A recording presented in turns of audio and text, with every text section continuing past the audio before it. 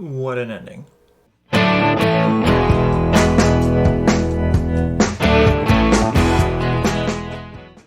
Alright, so Stranger Things 4 Volume 2 has finally released on Netflix, and I believe this is the best season we've had so far.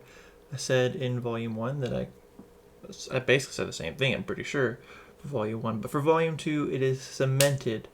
This is the best Stranger Things has been. It is heartwarming. There's so much love and care for these characters.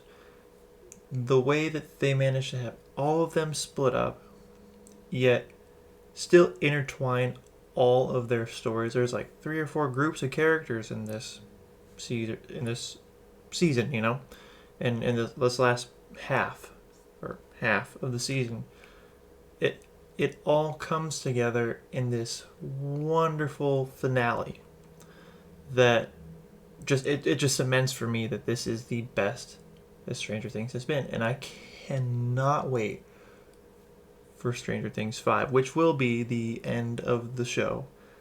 That's it. That's the story that was planned from the beginning. It was planned as a 5-part thing, and now we're finally here, right?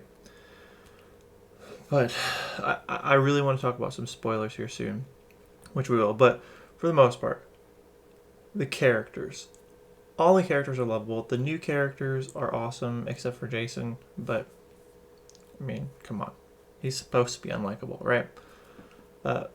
Eddie, we talked about in the first, volume. Eddie's a great character. He's become a fan favorite for a lot of people. Probably everybody. Eddie is wonderful in this season. Just perfect. My only complaint with characters for this season is Will and Mike. I don't think they really had much to do this season. They spent most of the season, especially in this final half, in a car. There was not a lot for them to do. I mean, there's some great character stuff with Will, for sure. But Mike, for me, was the weakest link of the whole season, for sure, but especially in this Volume 2. Everything going on with Vecna this second half of the season, right? I can talk about spoilers of the first half because you should know by now. Vecna is 1, right? Very important ties with 11, who we've come to enjoy over the last several years. Vecna's story is good.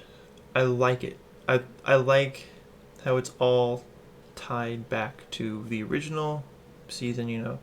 We saw a lot of the flashbacks with Elle's story and how that's all come together now. And then we'll talk spoiler stuff later, but how that continued in this half of the season was wonderful. Vecna is a standout villain of the season, or the series, I guess, for sure. Overall, I don't have many complaints. Really, the only complaint is the Will and Mike situation, just because they just didn't have anything to do. I found myself pretty bored watching what's going on because they're just in the car. But Will had some good stuff for sure. Overall, though, this is a fantastic conclusion to Stranger Things 4, and it sets up, hopefully, a wonderful ending to the entire series as a whole. Highly recommend this. I mean, you're not watching this review whether or not you should watch the finale. I know that, but highly recommend the finale. It's awesome. But we're going to talk about some spoilers now because there's a lot I want to talk about. So, spoiler warning. 3, 2, 1. You've been warned.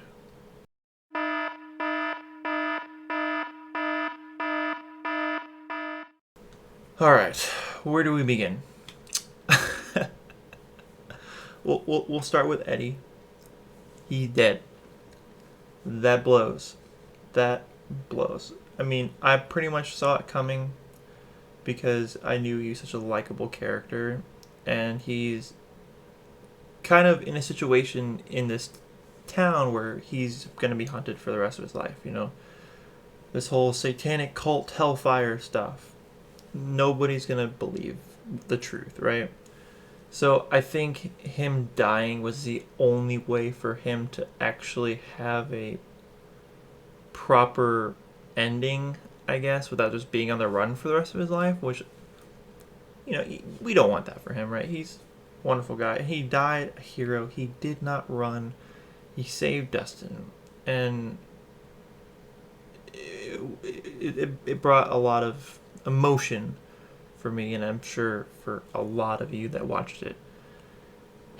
Eddie, you will be missed. You will be missed. Max's situation here at the end is heartbreaking. I almost rather she would have just died. Not because I want her to die, but the situation she's in now, having all of her limbs snapped, right, being blinded, I would assume, and now she's in this coma. I don't know if her soul's gone or missing or something, because Elle couldn't really find her, you know. I feel bad for her. That moment, though, probably had me the closest to crying. You know, when Lucas lets out just this pure terror scream when he's holding her in his arms and Elle is watching over. That was like probably the most heartbreaking moment. The kid that plays Lucas, he acted the hell out of that scene. Great job. I mean, you killed it. But I'm glad Max is alive. Max is a wonderful character. She's great. I feel bad for where she's at this point, because so much has gone wrong for her.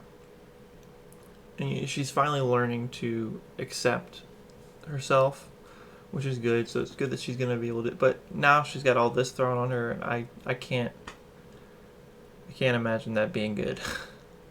Let's quickly talk about the thing that I didn't like. You know, I mentioned not really liking Will and Mike's situation, just the fact that they weren't able to do very much in the show at this point. I didn't like that. But I mentioned that there's something going on with Will that I did like. And that is the basic, you know, confirmation that Will is gay and loves Mike. You know, I heard so much talk online about that being a case, and I was like, okay, that's fine. But I didn't think they would end up handling it well if that ended up being the actual case. On the other hand, I believe they completely handled it perfectly. It was so subtle. It wasn't like, hi, I'm Will and I'm gay. You know, it was just the way he looked at Mike and Elle. You know, there's that scene in the van when he's explaining to Mike how much Elle means to him, or how much he means to Elle. And you know that he is talking about how much Mike means to him and how much he loves him. And then and Mike's like, oh, okay, cool. And then he literally just turns and he just starts crying. Holy crap. That was a great scene. It was probably one of the best, you know, just character moments in the whole show. The other one, especially, it also involved Will, was that scene later where Will is talking to his brother, and his brother's basically saying, I know you're gay. I could see it, because, you know, he was in the van too, but basically saying, like, you can talk to me. Like, I'm here for you. It was wonderful. Definitely some of the best character moments in the whole series, I think, was all that. But unfortunately, that's all we really got from Will, is his basically coming out without actually coming out. you know, not blatantly anyway, which I thought was handled well. I mean, you don't have to come out, right? But his brother recognizing it for him and just like, you're my brother, you know, I thought that was beautiful. Mike is a fucking idiot. I mean, oh my god, he just so blind. It's like, dude, come on. Come on. Ugh. Yeah, Mike, everybody hates Mike this season, and I don't hate him, but I don't like him either. So lastly, I just want to talk about where we're heading, right? You know, this is meant to be a 5-part show, right? 5-season thing. It was playing that way all along. We are now reaching the end. People are hurt. People are dead. The gates are open. Vecna is still out there. I'm a little torn about some things of how it ended. You know, I talked about Max, but the whole opening the gates of the town and there not really being a lot of chaos right off the bat. Like, people were just thinking it was an earthquake, and then they were just kind of going on their days like it was normal. You would think that if Vecna's plan is to open all these gates, stuff would start storming out immediately, but it didn't. I know they're saving that for the next season. And it, you know, you started seeing the particles and whatnot. But I just thought it was a little neat, if that makes sense.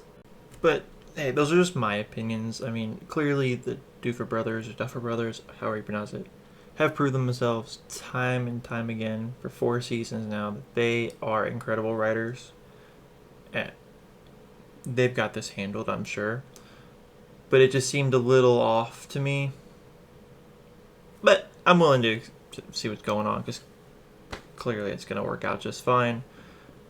At least, you know, from what I'm expecting. Hell's going to break loose, for sure. But yeah, so the gates are open. The gates are open, and the Upside Down is coming to Hawkins. It's pretty exciting. Not for them, I'm sure, but for us viewers, right? I think it's pretty exciting, and got a lot of stuff going to happen. Can't wait for the end. It's coming in a year or two.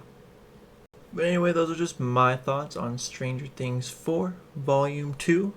Go ahead and leave a comment in the comment section down below what you thought of the finale of Stranger Things 4. I quite enjoyed it, as you can tell. Hopefully you did too. Go ahead and leave a like on this video for more content like this. I will do Stranger Things 5 for sure. Anyways, until next time, don't forget to subscribe, and I will catch you in the next video. Take care.